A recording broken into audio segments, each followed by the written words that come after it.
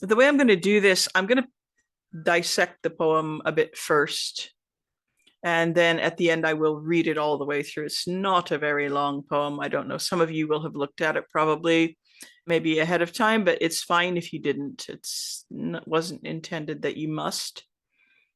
So I'm going to kind of dissect it at first. And then I think when I read it through, it will feel much more whole for you than if I read it first. So there are now 3 recent translations of the Book of Taliesin available, each of which contains this poem. There's Margaret Haycock's huge scholarly work, The Legendary Poems from the Book of Taliesin, and this includes a fresh edition of the Welsh text and Haycock's heavily annotated translations and many pages of additional notes on each poem.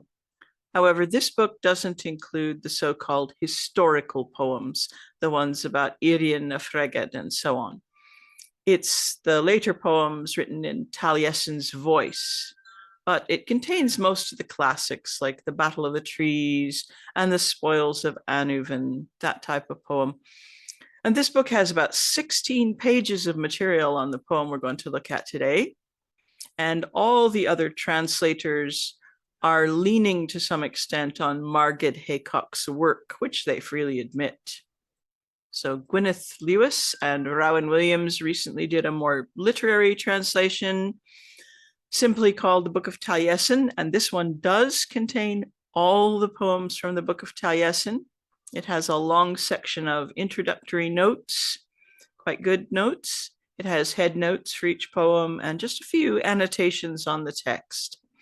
This translation is really growing on me the longer I use it. It's quite lyrical, but less stringently accurate or literal than Haycock. And this is the brand new book from Frank Olding called Taliesin Source Book. And it also contains all the poems from the Book of Taliesin, plus some more poems by Llywarch ap Llywelyn. Llywarch ap Llywelyn is believed to be the poet responsible for quite a few of the legendary poems, including Cadair Cerridwen.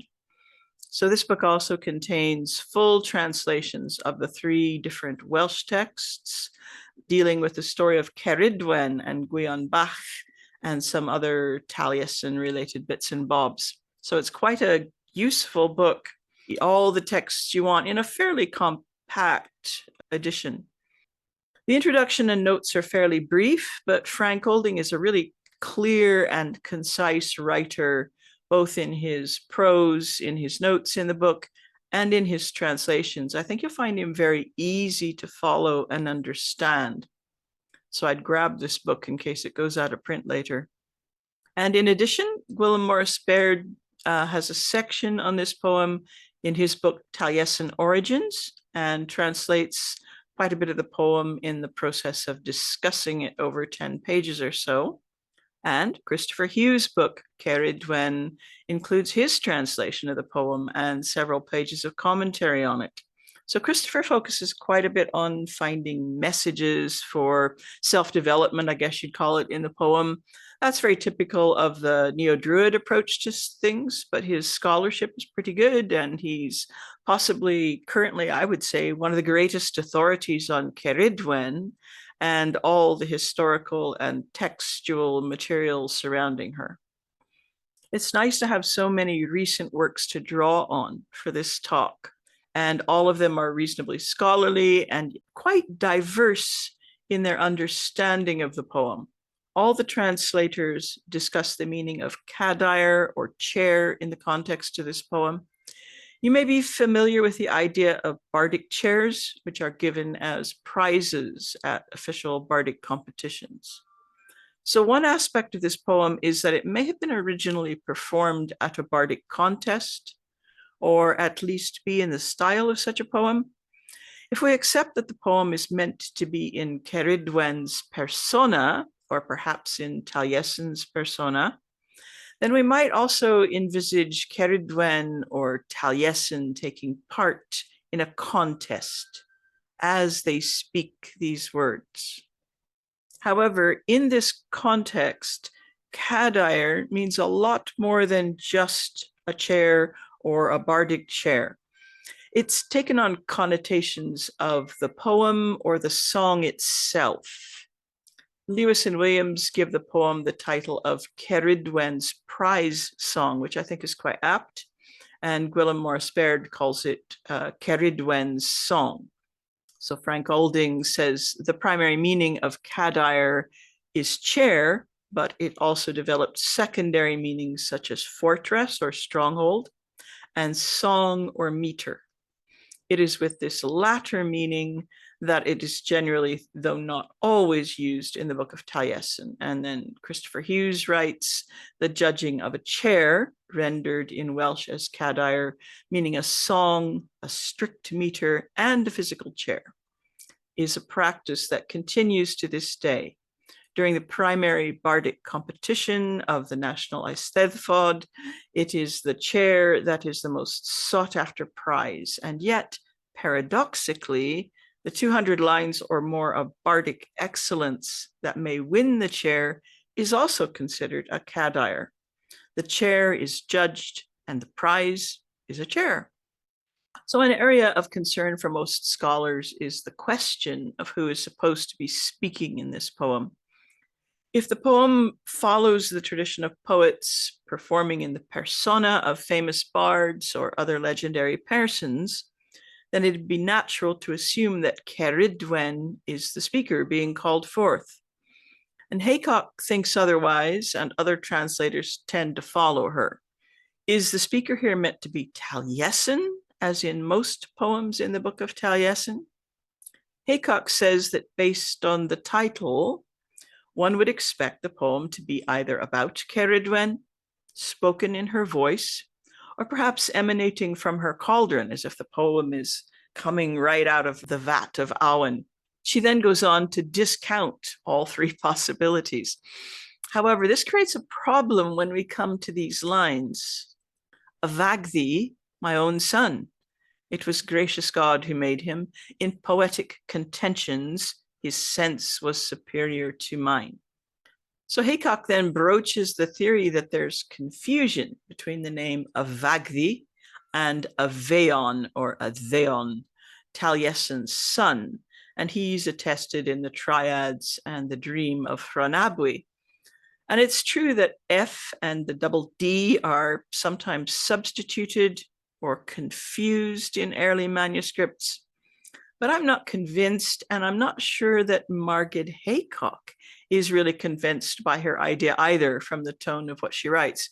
She's just kind of putting the idea out there.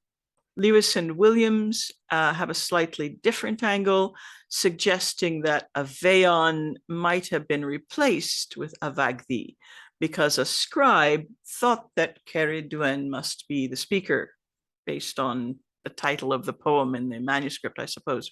Even Christopher Hughes isn't fully convinced that Cerridwen is the speaker throughout.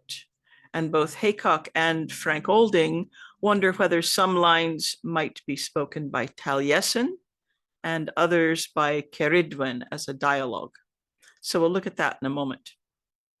I personally don't see a real problem with the poem being in Cerridwen's voice. The objections seem to be around the speaker placing themselves in a close relationship to the plant Don, the characters in the fourth branch.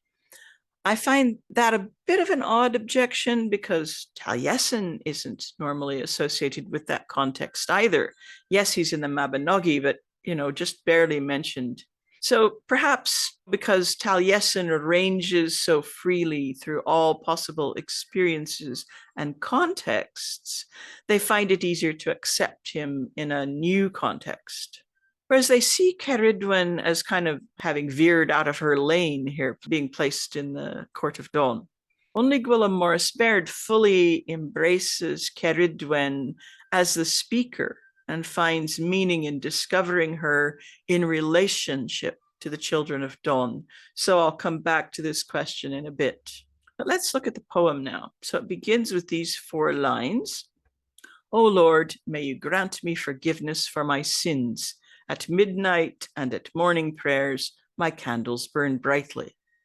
So many early Welsh poems begin with some kind of a nod to Christianity and often end with another one, even when everything which lies between those lines seems to be utterly secular or even vaguely pagan.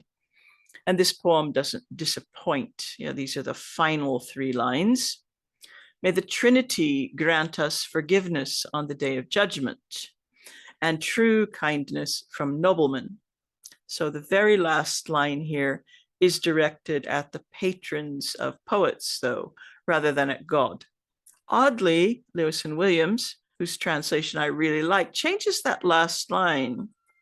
So they have now, may the Trinity grant us forgiveness on Judgment Day, kindness from the good Lord. That very last line, I don't know, Lewis and Williams do tend to go for a slightly more Christian flavor at times. Maybe not surprising since Rowan Williams is a clergyman. But they're really going against the grain with this. Every other translator uses nobleman in that line. In some ways, though, I find Lewis and Williams' translation a useful reminder that probably all the poets in the Book of Taliesin were Christians in some sense, and that many lines could have a Christian interpretation throughout the poem. Throughout, not so much this poem, but many of the mystical poems, you could interpret them from a Christian angle. Christopher Hughes tends to kind of de-Christianize things a little bit. He's in agreement with the others on the ending, but he gives the opening lines this way: great parent, I entreat you, forgive me of my sins. Now, the poem proper gets started, and the opening contains a surprise.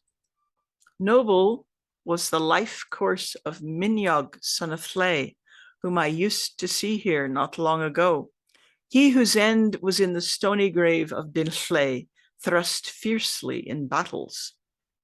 There's no mention in any other text of Llay having a son, and no other mention of Minyog either. So this is just a mystery. The original text says something more to the effect that his end was in the stony grave of Llay rather than Dinllay, the fortress of Llay. So that fortress is associated with Llay. However, in the line in the Welsh text, it's short a syllable for the meter. So Haycock makes a very good argument based on rhyme and alliteration that the word was originally Dinllay, as you see it here. However, Morris Baird opts for Nant Llay, the Valley of Llay, and Christopher Hughes, who doesn't use Haycock's edition, just says Llay. The fact that his burial place is mentioned at all, I know it seems to continue the tradition of grave stanzas, a tradition associated with Taliesin, which gives purported locations for the graves of heroes. So this section is immediately followed by the reference to Avagddi, which we've already looked at. And then that brings us to line 13, and the first of what Margit Haycock calls the extended allusions to the fourth branch, which is kind of her problem with this being in Cerridwen's voice.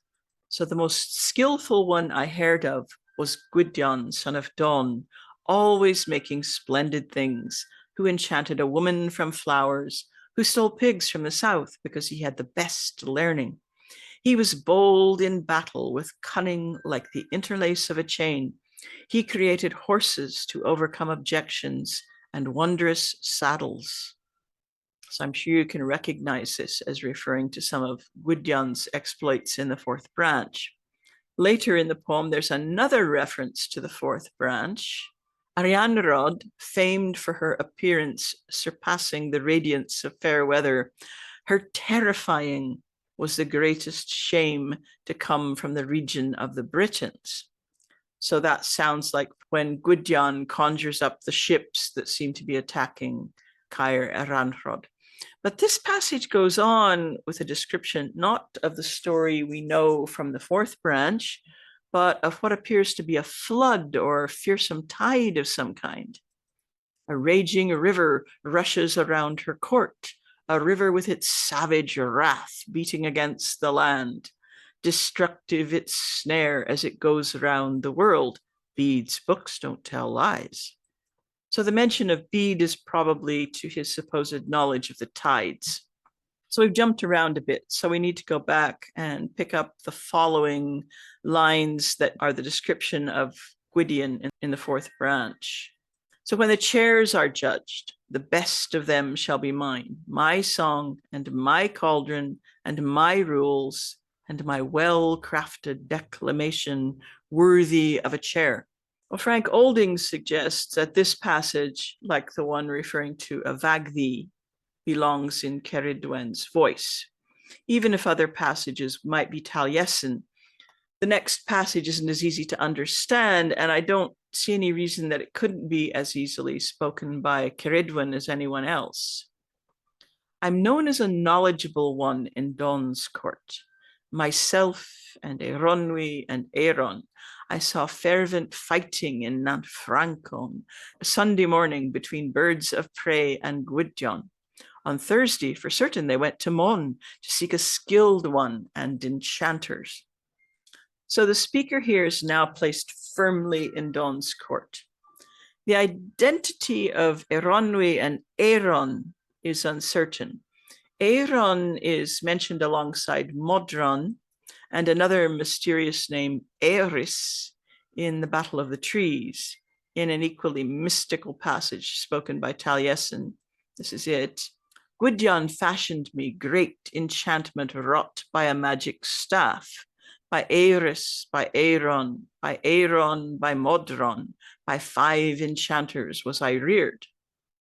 So I've wondered often whether these female figures could all be sisters of Modron, and perhaps among the 9 maidens whose breath warms the cauldron, but it's just an idea. Don't run too far with it. Going back to our text, Margaret Haycock posits that Nantfrancon could mean Valley of the Franks, a name sometimes used to describe, I'll just go back a slide so you can see that. So Nantfrancon could mean the Valley of the Franks, a name sometimes used to describe mercenaries. She suggests a number of possible locations, including near Garnvadron, an area which has strong associations with Modron or Saint Madron. So she doesn't mention these associations in her book, but they definitely exist. Garnvadron means Modron's fortress or Madron's fortress, and there are legends associating St. Madron with that area. Basically, this section seems to stump most everyone. No one really has a clear interpretation for it. So this leaves us with just 2 final lines before the line about the Trinity. So we kind of come full circle. Here I am, the guardian of song, and it will be continued in Europe until doom. So this certainly does sound like something Taliesin would say, and is very close to statements in his voice in other poems. However, when I consider that Taliesin's Awen comes from Cerridwen's cauldron, then I feel like she could also say this. So let's just turn briefly to interpretation of the poem. Christopher Hughes writes that the voice that is speaking is the narrative spirit. It is the element of the bard that swims within the currents of Awen. And he goes on to say, it is a magician that she admires, that is, that Cerridwen admires above all else. And yet a quick glance at the shenanigans of Gwydion in the 4th branch clearly demonstrates a flawed magician. If you think about Gwydion's actions, they're not great, not an exemplary one, but still she admires him. And she does so because of his learning. And this tells us something important, not only about the nature of Cerridwen, but the expectations that she has for her bards and her children. So I won't go on to share all of Christopher's ideas about how you might put lessons from the poem into practice. You need to read his book if that interests you, rather than depend on me to sort of interpret it secondhand for you. And finally, Gwilym Morris Baird believes that the poem is pointing to a variant tradition concerning the children of Dawn, which included Cerridwen. So he says, what we're seeing here is the natural diversity of an oral tradition where different lineages and lore keepers have developed a variety of narratives using common characters, motifs, and symbols. Only some of these versions made it to manuscript, and only some of those manuscripts survived to our age. This poem in particular comes from a lineage where both the fourth branch and the tale of Taliesin were different from the versions we have. Now, that's pure conjecture, of course, on his part, but it's not an unreasonable suggestion. There are hints in other places that there were variant versions of the fourth branch. Lines in poetry by Lewis Mohn and the story of the deceiving of Hian and so on. So Gwyll goes on to draw some interesting parallels between the story of Cerridwen and Gwion Bach and events in the fourth branch. I think this is one of the most intriguing sections of his book, and I'm not going to give you too many spoilers, but I'll give you a little quote here. We find that poetry is her craft, both the composition of poetry, that is the Cerdd Dafod, tonguecraft, and also the declamation of poetry, its performance during public ceremonies of praise, commemoration, or bardic competition. Regardless of how some of the poem's details diverge from other stories, this is the same Cerridwen that we find elsewhere, mother of the bardic tradition and lady of the craft of poetry. Cerridwen's song suggests that she should be treated like other characters in the Welsh myths of the Mabinogi. She could have an ancient lineage in the oral traditions of the first millennium. So I find this an enticing way of looking at Cerridwen. And Gwyll has a video on his Celtic Source channel, which goes deeper into those ideas. I'm not sure what I take from this poem myself, beyond enjoyment of the imagery. So I find the lines placing Cerridwen in Dawn's court and praising Gwydion quite powerful. And it makes important points about Gwydion being a multidimensional character and reminds me to consider that. So just to finish up, I'm going to read the poem through. So this is the Lewis and Williams translation.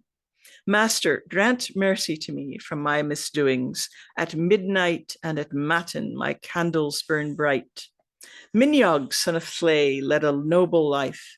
It's no time at all since I witnessed it. His end was to lie in Dyn Llay's stony grave. His thrust was fierce in battle. And then Evagddi, my son, of God's own gracious making, in the contests of poetry, his wit left mine well behind. But the most skilled man I ever heard of was Gwydion ap Don, man of marvels, who conjured a woman from flowers, who stole swine from the south, for he was the foremost in learning, bold in battle, twisting chains of skill. He conjured up horses to soothe discontent, and magical saddles too.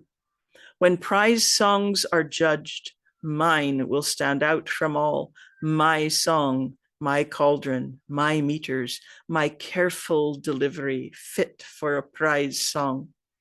I'm known as an expert at the court of Dawn, I and Eronwy and Aaron. I saw dreadful slaughter in Nant Francon, Sunday morning before Gwydion and birds of prey. On Thursday, determined, they took ship for Mon in search of the trickster and the other enchanters. Aranrhod in beauty surpassing the light of bright weather, her greatest shame when she stepped over the magic staff. Around her court a great torrent rages, a river whose fury lashes the dry land. It brings deadly danger as it swirls around the world. The books of Bede do not deceive. Here I stand then, the guardian of the prize song. It will last in Europe till doomsday dawns. Now may the Trinity grant us forgiveness on Judgment Day, kindness from the good Lord.